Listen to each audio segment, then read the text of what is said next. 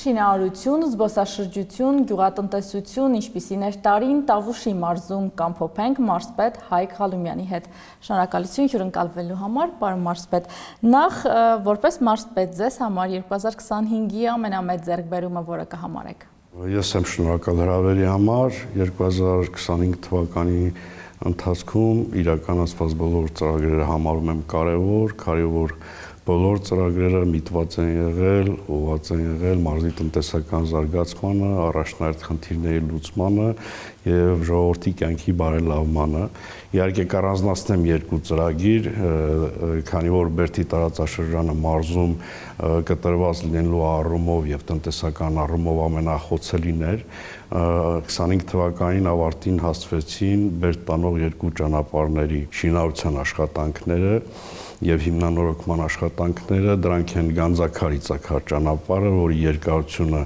36.5 կիլոմետր է, ընդհանուր արժեքը 4.1 միլիարդ դրամ, եւ Թթուջուր-Նաուրդ ճանապարհը, որի երկարությունը 40 կիլոմետր է եւ ընդհանուր արժեքը կազմում է 5.9 միլիարդ դրամ։ Մենք առանձին Բերդուին, այնտեղի տեղումներին եւ զբոսաշրջային նշանակությանը դեռ կանդրադառնանք, հիմա կանք մեզ համար ամենաշատ լրահոսում, ամենաշատ քննարկվող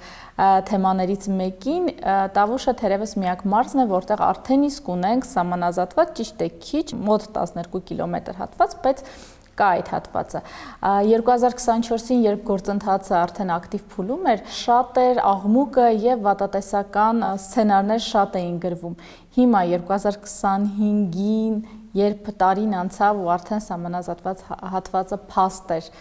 ինչ արձանագրումներ կարող ենք անել, ինչպիսին է տրամադրությունները Կիրանցում, Ոսկեպարում։ Նախ ասեմ, որ սահմանագծման գործընթացը սկսվեց 2024 թվականի ապրիլին, ասեմ, որ սահմանազատվեց Բաղանից գյուղից մինչև Բերքաբեր գյուղի հատվածը, որի երկարությունը կազմում է 12.7 կիլոմետր, ինչ վերաբերում է, իհարկե նախկինում կային որոշակի անհանգստություն, ժողովրդի շրջանում դա բացատրելի է այն հանգամանքով, որ երկար տարիներ ապրել էին որոշակի հեռավորության վրա, իհարկե դրան նպաստեցին նաև քաղաքական որոշ շրջանակների կողմից տարածվող տեղեկատվությունը, ինչ վերաբերում է ներկա պահին, մեր հաճախակի այցելությունները եւ ժողովրդի հետ շփումները սահմանազատված հատվածի գյուղերի բնակիչների հետ փաստում են, որ ժողովուրդը հասկացել է սահմանագծման process-ի ամենակարևոր իմաստը, խաղաղությունը։ Դա վառապատություններից է նաև 24 թվականի սեպտեմբերի 1-ին Կիրանց գյուղում 100 աշակերտի համար նախատեսված մոդուլային դպրոցի բացումը։ Քննարկվում էր նաև դպրոցը այդտեղ թողնել, թե տեղափոխել։ Չնայած նախկինում աշակերտների, ծնողների անհանգստությանը սեպտեմբերի 1-ին մենք համոզվեցինք, որ ժողովուրդը հասկացել է այդ գործընթացի բովանդակությունը։ Նաև ցավոտ կետեր կային, այդ կետերի բնակիչների բոլոր խնդիրները լուծված կարող ենք համարել, որովհետև կային տներ, որոնք պետք է կարծես թե սահմանից այն կողմում էին հայտնվում, կամ հողամասեր, հողատարածքներ։ Սահմանից այն կողմ գտնվող բոլոր հողամասերը եւ կառույցները ստացել են իրենց փոխհատուցումը, ովքեր որ ունեցել են պետական գրանցում։ 2025-ի ավարտին մեր ուշադրության կենտրոնում կրկին Տավուշներ, որովհետև հրդեհների ակտիվացում նկատվեց, ինչ հետևանքներ թողեց այդ հրդեհը, հատկապես մեր ազգային պարկում։ Ուրեմն հրդեհը բռնարկվեց, ինչպես գիտեք, նոյեմբերի 23-ի գիշերը եւ անկախ նրանի մեծածավալ աշխատանքներից բավականին ժամանակ պահանջվեց հրդեհաշիջման համար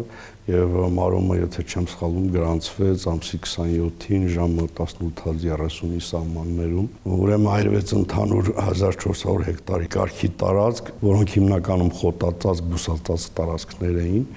նաեւ անտառային տարածքներից որոշակի հատվածը այրվել, ներգրաված էին Հայաստանի Հանրապետության գրեթե բոլոր մարզերի փրկարար ծառայության աշխատակիցներ, էկոպարեկային ծառայության աշխատակիցներ, ոստիկանության աշխատակիցներ, բնակիչներ, ներգրավեց նաև Պաշտպանության նախարարության ուղղաթիռը, որը շուրջ 45 թռիչք իրականացրեց եւ օգտվելով առիթից ուզում եմ իմ խորին շնորհակալությունը հայտնել այդ գործընթացին մասնակցած բոլորին։ Պարոն Ղալումյան, անհանգստությունը հասարակության հատկապես անտառների հետ էր կապված, մեծ տարածքներ էր զբաղեցնում վնասված անտառները։ Անտառային տարածքները կազմում էին մոտ 70 հեկտարի կարգի, բայց դա չի նշանակում, որ ծառերը ամբողջությամբ այրվել են, որովհետև հիմնականում շոկեհարվել են ծառերը։ Իսկ դրա վերջնական եզրակացությունը կտա համապատասխան մասնագետները։ Եվ վերականգնման ինչ-որ աշխատանքներ կարող են միանշանակ։ Հետևանքներից ենք խոսում, պատճառները պարզված են, ինչ-որ կրակ վառելու հետևանքով է, թե նաև ցավոք պատճառների մասին թույլ տվեք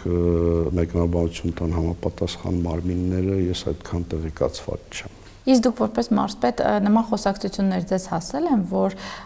գուցե որսորդների որևէ ինչ-որ գործողությունների հետևանքով կարող է նմանատիպ հրդեհներ։ Նման տեղեկատվություն ես չեմ ստացել, բայց համենայն դեպս հակված եմ նաև նրան, որ իրականում մարդկային գործոնի պատճառով է հրդեհը բռնկվել։ Տավուշի մի շարք բնակավայրեր են սահմանամերձ։ Սահմանամերձ բնակավայրերն այսօր ինչ առաջնահերթ խնդիրներ ունեն, որոնք են առաջնահերթություն դեռ եւ ինչ է ցույց տալիս վերջին վիճակագրությունը, սահմանամերձ գյուղերը դատարկվում են, թե ոչ։ Համենայն դեպս ես նման տեղեկատվության չեմ տիրապետում վերջնական, բայց իմ սուբյեկտիվ կարծիքը եւ որոշակի վերլուծությունները ապացուցում են հակառակը, ես հուսով եմ դրա մասին կխոսանք, հենց սահմանամերձերի տների կառուցման 16 միլիոնի մասով, որ ապացուցում է հակառակը։ Հիմա շինարարություն ընթանում է սահմանամերձ։ Միանշանակ սահմանամերձ գյուղերում ընթանում է շինարարություն։ Կարող ենք նշել, թե այդ 16 միլիոններով քանի նմանատիպ ծրագիր իրականացվեց ու որ գյուղերում հատկապես։ Այդ ծրագիրը 22 թվականին է հաստատվել, 22-25 թվականների կառավարության որոշումով սահմանամերձ եւ առանձին բնակավայրերում բնականաշինության պետաջակցության ծրագիրը, որի շրջանակներում ի ուրախություն բոլորիս կասեմ, որ մարզում հաստատվել է 1501 բնակելի տան կառուցման պայմանագիր, որպեսզի ավելի պատկերավոր լինի մնացած Հայաստանի Հանրապետության մարզերի թիվը բավականին ցածր է այդ թվից եւ ավելի պատկերավոր նշեմ, որ կոնկրետ սահմանազատված գյուղերի հատվածի հենց բնականաշինության ծրագիրը Մերքաբեր գյուղում հաստատվել է 97 ծրագիր, նախկին տնտեսությունների թիվը 120-ի կարգի է, Գիրանց գյուղում հաստատվել է 54 ծրագիր, նախկին տնտեսությունների թիվը 100-ի կարգի է, Ոսկեպար գյուղում հաստատվել է 61 ծրագիր, նախկին տնտեսությունների թիվը 250-ի կարգի է եւ Բաղանիսում հաստատվել է 60 ծրագիր, նախկին տնտեսությունների թիվը 260-ի կարգի է, ուզում եմ շեշտել, որ միանշանակ ծրագիրը ծառայում է իր նպատակին եւ բնակիչների կողմից բազմիցս դիմումները մեզ թե գերավոր, թե բանավոր փաստում են, որ ծրագիրը պետք է շարունակություն ունենա եւ այս պահին ուրախությամբ ուզում եմ նշել, որ կառավարությունում քննարկման փուլում է հետագա ծրագրի վերաբացում։ Էլ ինչ հարցերով են բնակիչները հիմնականում դիմում։ Բազմաթիվ հարցերով տարբեր։ Որոնք հատկապես սուր են ձեզ համար առաջնահերթությունը եւ բարձրացնում եք գործադիրում։ Դե հիմնական դες ասեմ մարզպետին կոնկրետ անձնական դիմումները հիմնականում ֆինանսականի մասով են, այսինքն սոցիալական աջակցություն տրամադրելու, բայց հարցերը բազմաթիվ են մեր բնակավայրերում չնայած մեծածավալ աշխատանքներին միանշանակ հարցեր կան, որ դեռ լուծում չեն ստացել եւ մենք այդ ամեն ինչին հետեւողական ենք։ Որոնք կառանձնացնեք, որ հատկապես օրինակ 2026-ին առաջնահերթություն է եւ նաեւ ձեզ համար, որովհետեւ գիտեք, որ տարիներ շարունակ այդ խնդրին բախվում է Տավուշցին։ Դες ասեմ, ուրեմն 2025 թվականին 4 խոշորացված համայնքների կողմից Բերդ, Նոյեմբերյան, Իջևան, Դիլիջան մենք ստացել ենք սուբվենցիոն ծրագրերի նախնական հայտեր, որի արդյունքում հաստատվել է 15 ծրագիր, ընդհանուր արժեքը 7.7 միլիարդ դրամի կարգի, որտեղ պետության մասնաբաժինը կազմում է 4.6 միլիարդ դրամ։ Եվ նախնական բավականին արդեն ուսումնասիրություններ ունենք եւ համոզված եմ, որ 26 թվականի ծրագրերը նույնպես մեծածավալ են լինելու եւ իմ ցանկությունն է, որպեսզի այս ծրագրերը շարունակական 26 թվականի վերջին ավարտ ունենան։ Իհարկե ունենք նաեւ խիստ կարեւոր մեկ ծրագիր, որը նախագծանախահաշման փուլում է գտնվում, դա Ենոքավան Ջուջևան, Ենոքավանաթան ճանապարհն է, որի ընդհանուր երկարությունը 67 կիլոմետր է եւ ընդհանուր արժեքը 23 միլիարդի կարգի, եթե չեմ սխալվում։ Այսինքն 26-ին նախատեսվում է։ 26-ին համենայն դեպս իմ ցանկությունն է, որ 26-ին այդ ծրագրին հիմք դրվի եւ շարունակություն ունենա, պարզ է 26 թվականի ընթացքում չի կարող ավարտվել, դա մեծածավալ աշխատանք է։ Քանի որ խոսեցինք ճանապարհաշինարարությունից, շարունակենք, ընդհանրապես տարին ինչպիսին էր այդ առումով, ինչ ճանապարհներ կառուցվեց, մասնավորապես ճանապարհները, որոնք երբևէ գուցե կառուցված չէին եղել կամ երբևէ նորոգված, հիմնանորոգված չէին եղել, որոնք էին ու նաև դպրոցաշինությունն էր ակտիվ մարզում։ Ուրեմն, որպեսզի ավելի պատկերավոր լինի, 2025 թվականի ընթացքում Տավուշի մարզում միայն կառավարության ֆինանսավորմամբ շուրջ 85 կիլոմետր ճանապարհ կառուցվել, որի ընդհանուր արժեքը կազմել է 8.5 միլիարդ դրամ։ Դրա մեջ նաև մտնում է Բերդի ճանապարհները, Գանձակահիցակար ճանապարհը, որը ընդհանրապես ասֆալտապացված չի եղել, եւ Թութուջուրնաուր ճանապարհը Բերդի տարածաշրջանում բավական մեծածավալ աշխատանքներ են իրականացվել, Իջևան եւ Նոյեմբերյան Դիլիջան բոլոր խոշորացված համայնքներում իհարկե սուբվենցիոն ծրագրով են ասֆալտապատման աշխատանքներ իրականացվել։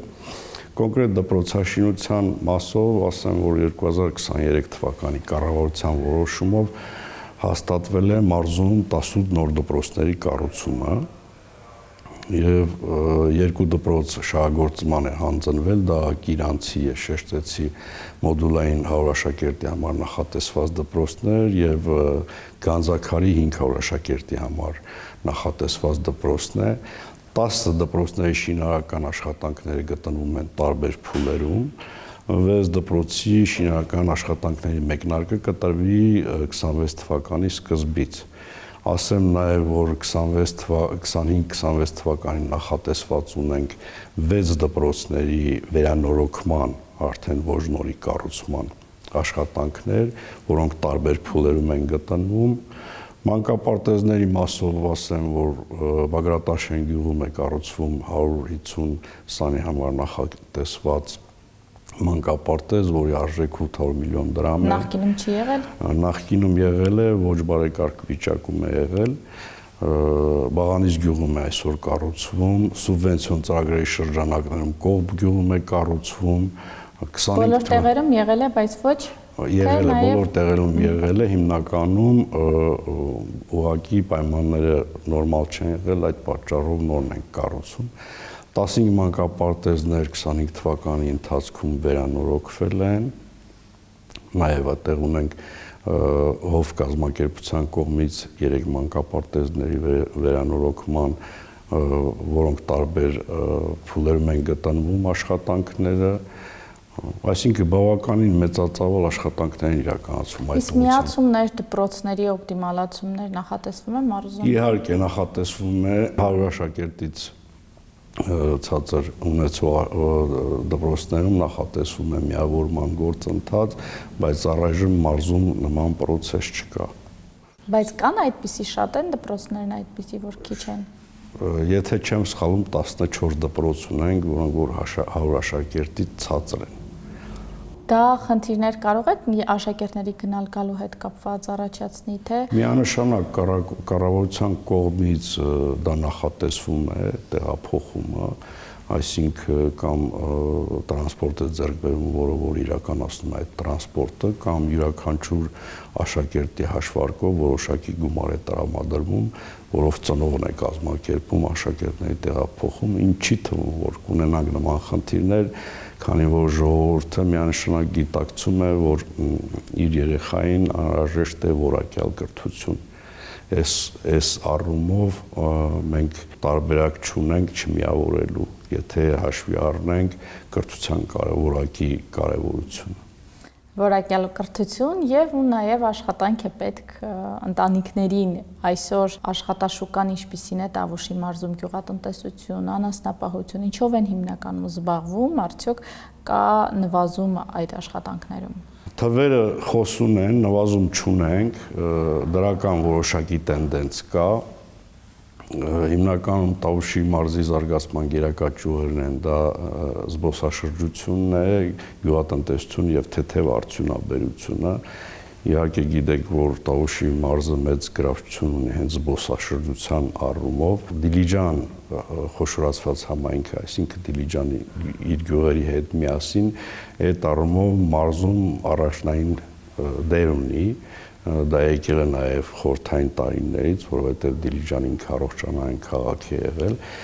Ասեմ, որ Տավուշի մարզպետի աշխատակազմում տարբեր միջազգային կառույցների եւ տեղական կառույցների հետ համատեղ հիմնվել է Տավուշի туриզմի զարգացման գործակալություն հասարակական կազմակերպությունը, որը ամենօրյա աշխատանք է իրականացնում այդ գրավչությունը մեծացնելու նոր ուղղություններ բացահայտել։ 25-ին ինչ աշխատանք է տարվել, ինչ կոնկրետ ուղղություններում եք աշխատել։ Կոնկրետ туриզմի գործակալության կողմից հրավիրվել են միջազգային փորձագետներ, որոնք ցույց են տվել նոր ուղղությունները, այսինքն էկոտուրիզմի ուղղությամբ, արահետային туриզմի ուղղությամբ, այդ ուղղությամբ բազմաթիվ աշխատանքներ են տարվել եւ ես համոզված եմ, որ դրանք իրենց արդյունքը կունենան Իջևանում որոշակի վերջին տարիներին Իջևան խոշորացված համայնքում տեղաշարժ է նկատվում այդ ուղղությամբ, հյուրանոցային հյուրատնային բիզնեսի զարգացման մեր հիմնական խնդիրը այդ ամեն ինչ տեղափոխելը Բերդի եւ Նոյեմբերյանի տարածաշրջաններն են, որոնք թույլ են այդ մասով։ Պարոն Ղալումյան, մենք երբ ասում ենք զբոսաշրջություն եւ Տավուշ, հիմնականում հասկանում ենք Դիլիջան, Հաղարծին, Գոշավանք, երբեմն Գոշիլիչ, ինչ որ հազվադեպ չնայած վերջին շրջանում ակտիվացել է օրինակ Դիմացլեր եւ այլն։ Էլ ինչ ուղղություններ կան, որ դուք հիմա որպես մարզպետ խորհուրդ կտաք, որ գնանք, բացահայտենք, ուղեկցենք մեր ընկերներին, ցույց տանք։ Ասեմ, որ Տավուշի մարզը Երևակայի Հայաստան Հանրապետության մյուս մարզերի համեմատ առաջնահերթ դեր ունի туриզմի առումով, վերջի ժամանակաշրջանի հենց ներքին туриզմը դա ապացուցում է, կդժվարանամ կոնկրետ տարածքներ նշել եւ ճիշտ չեմ համարում, ես գտնում եմ, որ Տավուշի մարզի 65 բնակավայրերն էլ ունեն այդ պոտենցիալ այցելելու, Երևակայի ճիշտ Բայց ինչ տեսնենք, օրինակ այցելեք այս բնակավայր ու կտեսնեք։ Մենք բազմաթիվ պատմամշակութային արժեքներ ունենք, գեղատեսիլ բնություն ունենք, այսինքն այդ ամեն ինչը հիմք է այցելելու այդ գյուղեր։ Նկատի ունեմ, որ նշեցիք նոր ուղղություններ են նաև ուսումնասիրել, այդ նոր ուղղությունները որոնք օրինակ եթե բերենք Այգեհոյիդ մեր գյուղում այսօր ԿԳՄՍ նախարարության կողմից վերանորոգվում է Սրվեղի եկեղեցին, մենք ունենք Վարագավան, մենք ունենք Խորանաշատ, այսինքն դրանք բազմաթիվ են եւ այցելությունների վայրեր են։ Գոշի լճի հետ կապված մտահոգություններ են հայտնել տավուշցիները, նշում են, որ վերջին շրջանում ճահճացում են նկատում։ Արդյոք կա նման խնդիր։ Կա նման խնդիր կա իրականում, ես ասեմ, որ Գոշի լճը գտնվում է Դիլիջանի ազգային պարկի տարածքում եւ ազգային պարկի աշխատակիցների կողմից մի քանի անգամ իրականացվել է լճի ափամերձ տարածքի մաքրում բուսածածկույթից Մասնագետների խորհրդով լիճը նաև բաց է թողնվել սպիտակ ամուր ձկնատեսակ, որը որ նպաստում է նույնպես մաքրման աշխատանքներին։ Համապատասխան փորձագետներին դիմել ենք, վերջնական եզրակացություն չունենք, բայց կարող եմ ասել, որ այն գտնվում է մեր ուշադրության կենտրոնում։ Տավուշցիների համար նաև գերխնդիր համարվում է այսօր ջրի խնդիրը։ Դա խնդիր է ընդհանրապես շատ մարզերում, բայց կոնկրետ Տավուշում այդ ուղղությամբ ինչ-որ ծրագրեր կան, որ նախատեսված են կամ արվել են, կամ 26-ին նախատեսվում են, որ արվեն։ Միանշանակ այդ ուղղությունը մեր ուշադրության կենտրոնում է եւ կառավարության կողմից վարվող քաղաքականություն այսօր սուբվենցիոն ծրագրերում նաեւ առաջնահերթություն դրվում է նոր ջրագծերի ռոռոկման համակարգերի արդիականացմանը, Մենք բազմաթիվ ծրագրեր ունենք իրականացրած խմելու ջրի հետ կապված եւ ռոռոկման համակարգի արդիականացման հետ կապված։ Մենք նաեւ շատ լավ փորձ ունենք Հովնանյան բարեգործական հիմնադրամի հետ, որը որ ամեն տարի խոշորացված համայնքների մասնաբաժինը իր կողմից է տրամադրվում, այսինքն սա նաեւ շահագրգռվում է, որ մեր համայնքները խիստ ուշադրություն դարձնեն նրան եւ որ շատ կարեւոր եմ համարում ներքին ցանցերի վերականգնման, վերանորոգման աշխատանքներն են եւ մարզում մենք դրա փորձն ունենք եւ 26 թվականին նախատեսված նույնպես ծրագրեր կան, քանի որ այդտեղ հարցը միայն ջրի սակավության մասին չէ, այդտեղ հարցը ջուրը տեղին օգտագործելու մասին է, դա հենց ներքին ցանցի բարելավումն է։ Երբ շոշափելի արդյունքներ ձեր դիտարկմամբ կունենանք, քանի մենք այսօր մենք եթե այս պահը վերցնենք կոնկրետ, մենք Իրանց գյուղում այսօր նոր ջրագծի կառուցման աշխատանքներ ենք իրականացնում, եթե չեմ սխալվում, ծրագրի արժեքը 200 միլիոնի կարգի է։ Սարիգյուղ գյուղում ենք իրականացնում։ Այսինքն բոլոր խոշորացված համայնքներում ունենք ծրագրեր, առաջնահերթ խնդիրները հասկանում ենք, որտեղ է այդ խնդիրը ավելի լուրջ եւ սկսում ենք այդտեղից։ Մենք ճիշտ է ճանապարհներից խոսեցինք, բայց կան սահմանամերձ դեր գյուղեր, որ դեպի որտեղ տանող ճանապարհները լավ վիճակում չեն կամ չկան։ Այս պահին ունենք դեռ այդպես։ Մարզի 65 բնակավայրերից, այսպես ասեմ, մենք ունենք Երևակայի մեկ գյուղի խնդիր, որի ճանապարհը 30 տարի ավել չի վերանորոգվել, չի վերականգնվել, դա Հով գյուղն է, Դիլիջան խոշորացված համայնքի 26 թվականին հուսով ենք, ես ներկայացրել եմ կառավարությանը խնդիրը, հուսով ենք այդ ճանապարհի աշխատանքների մեկնարկը կտրվի։ Արդեն երկու ուղղություն նշեցիք, 26-ին, որ առաջնահերթություն է ձեզ համար Ենոք Հավանը եւ Հով գյուղ տանող ճանապարհը, եւ երրորդ էլ ինչ խնդիր կառաջնացնեիք առաջնահերթություն, որ 26-ին հուսով եք ավարտին արդեն որպես արված աշխատանք կարձանագրենք։ Գոնե մեկնարկած։ Ես համոզված եմ եւ շեշտեցի, որ մեր խոշորացված համայնքների կողմից ներկայացվող սուբվենցիոն ծրագրերի փաթեթները նախ մանրամասն համայնքի կողմից է ուսումնասիրվում, հետո հանրային քննարկում է անցնում, դրանից հետո մարզպետարանում է ուսումնասիրվում, դրանից հետո նոր միջգերատեսչական հանձնաժողով տալիս է վերջնական եզրակացություն եւ ես համարում եմ, որ ներկայացված բոլոր ծրագրերը կարեւոր են։ Այնպես որ չառանձնացնեմ որևէ մեկը։ Որպես առաջնահերթություն չէ։ Ոչ, որովհետև ձեր հենց շեշտած ռոռոկման համակարգեր, ջրագծերի կառուցում, այդ ամեն ինչը ներառված է սուբվենցիոն ծրագրերում, չհաշված կառավարության միջոցներով իրականացվող ծրագրերը։ Մի ճշտում էլ, քանի որ Կիրանցի հետ կապված վատատեսական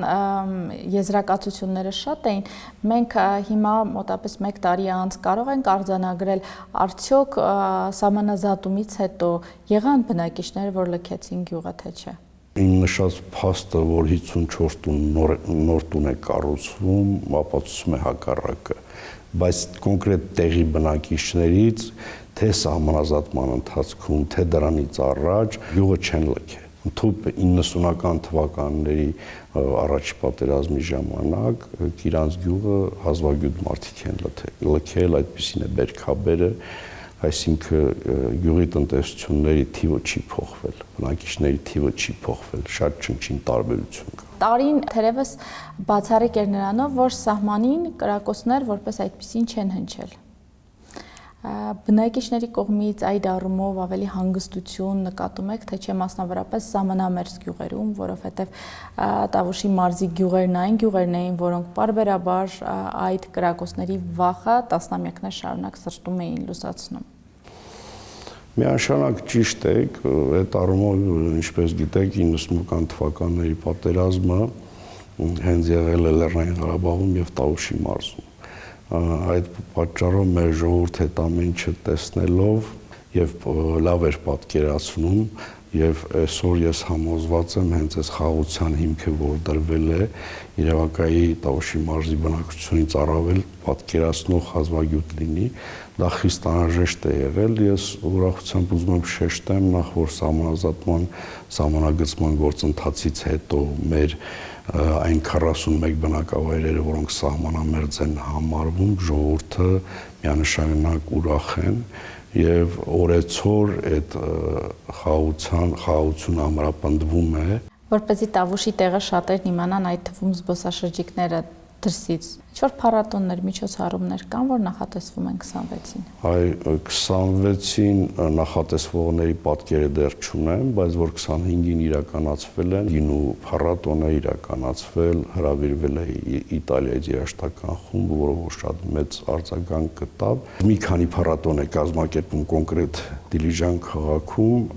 այսինքն այդ հնարավորությունը նույնպես օգտագործում ենք Տավուշի մարզ ավելի գրավիչ դարձնելու համար։ Եվ հաշվի առնելով, որ տոնական օրեր են, ինչ կցանկանաք 26-ին հայերին, տավուշցիներին ընդհանրապես։ Ես կցանկանամ առաջնահերթ թե Հայաստանի Հանրապետության բոլոր բնակիչներին, թե Տավուշի մարզի բնակիչներին առաջին հերթին խաղաղություն, սահմանազատման գործընթացի ավարտ, մեր ժողովրդին բարեկեցություն, առողջություն։ Շնորհակալություն, ես զրուցում էի Տավուշի մարզպետ Հայկ Ղալումյանի հետ։